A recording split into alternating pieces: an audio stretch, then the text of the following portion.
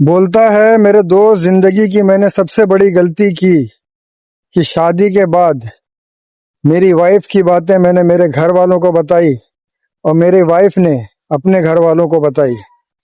अस्सलाम वालेकुम दोस्तों, मैं हूं मुजम्मिल अंसारी। आज जो मैं कहानी आपको सुनाने वाला हूं, ये कहानी है फरहान की। फरहान कहता है हमारी शादी सबकी रजामंदी से हुई थी, किसी को कोई तकलीफ नहीं थी, सब कुछ बहुत अच्छे से हुआ। वो हमारे घर आ गई, हंसी खुशी से जिंदगी कटने लगी।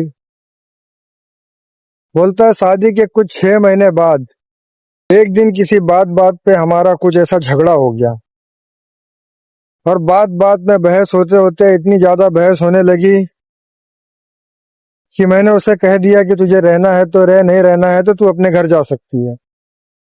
उसने भी आओ देखा ना ताओ देखा, गुस्से की हालत में अपना सामान उठाई और अपने मायके आके बैठ गई। फरहान बोलता है जब वो चली गई है, एक आध हफ्ते बाद जब मेरा गुस्सा थोड़ा नॉर्मल हुआ है, मैंने उसको फोन किया, उसने फोन उठाया। मैंने उससे कहा देखो जो हुआ हमारे दरमियान मियाँ बीवी की बातें हैं, बात खत्म करो और लौट आओ। तो उसने कहा कि मैं आऊंगी नहीं अकेले, तुम पहले आ जाओ, मुझे ले चलो साथ में, मैं जाने को तैयार हूँ। बोला ठीक है। यहाँ मेरे घर वालों को बातें पता चली तो मेरे घर वाले बोलते हैं कि जब वो गई अकेले थी तो अकेले आएगी भी, तू लेने उसको नहीं जाएगा। बात बिगड़ते बिगड़ते बोले यहाँ तक बिगड़ गई है कि अब बात उसकी माँ ने और इधर मेरी माँ ने इस बात को अपने ईगो का। दोस्तों फरहान बोलता है कि अब हालात ऐसे है कि मेरी अम्मी बोलती है कि अब वो इस घर में कभी नहीं आएगी और उसकी अम्मी बोलती है कि तू इस घर से उस घर में अगर गई तो हमारा तुम्हारा रिश्ता खत्म, मौत जिंदगी खत्म, तू हमारा मरा मुंह देखेगी अगर तू यहाँ से गई तो। और फरहान बोलता है कि यार हमारी गलती बस इतनी थी कि हमने अपने झगड़े में अपने घर वालों को इन्वॉल्व कर लिया। हमारी तो सुलह हो गई लेकिन वो घर वाले उस झगड़े को बढ़ाते बढ़ाते इतना तक बढ़ा दिए। और बात सिर्फ इतनी सी थी कि वो अकेले गई है तो अकेले आएगी, तू उसको लेने नहीं जाएगा, तू इसको लेने जाएगा तो इसका मतलब ये होगा कि हम झुक गए। फरहान बोलता है बताओ मुजम्मिल भाई क्या करना चाहिए। मैंने बोला भाई मेरी सलाह तो यही है, अपने बीवी को लेके आओ, घर वाले रखते हैं तो ठीक है, नहीं रखते हैं तो कोई बात नहीं, तुम दूसरी जगह कहीं शिफ्ट हो जाओ। और देखो भाई कोई मरने वाला नहीं है, समझे, जिंदगी है, इतना आसान नहीं होता मरना। जबान से बोलना अलग बात है। तो ये घर वाले जब इमोशनली ब्लैकमेल करते हैं ना, तो इतना डरो मत, तुम्हारी वाइफ है वो, क्योंकि कोई तुम किसी की लड़की को भगा के नहीं लेके आ रहे हो।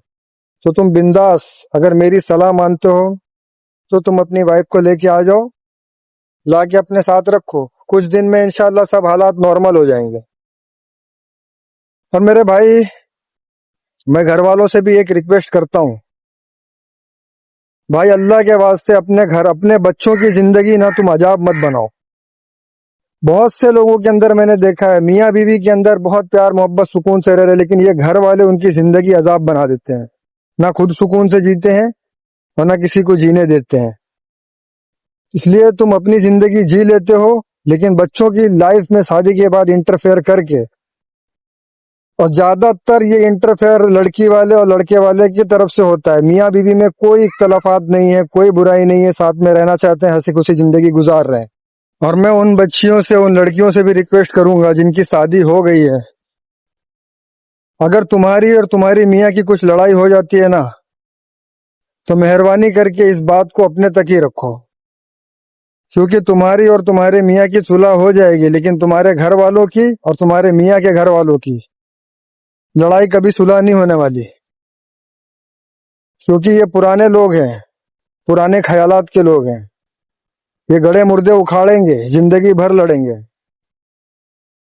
इसलिए जब भी तुम्हारी और तुम्हारे शौहर की लड़ाई हो, आपस में बैठ के सुलझा लो, किसी भी तीसरे को इसमें इन्वॉल्व मत करो, ना तुम्हारी तरफ से ना उसके तरफ से।